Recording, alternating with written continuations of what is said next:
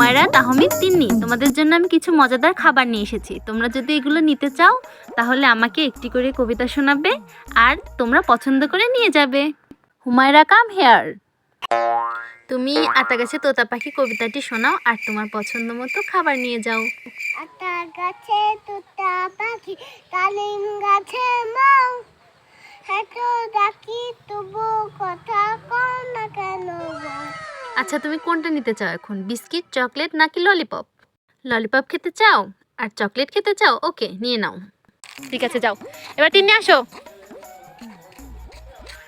তুমি একটা কবিতা শোনাও।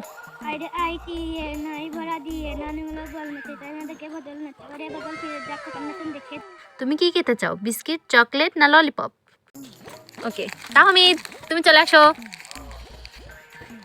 তুমি একটা কবিতা শোনাও। ওই দেখা যায় তাল গাছ, ওই আমাদের গা, ওখানেতে বাস করে কানা বগিচা।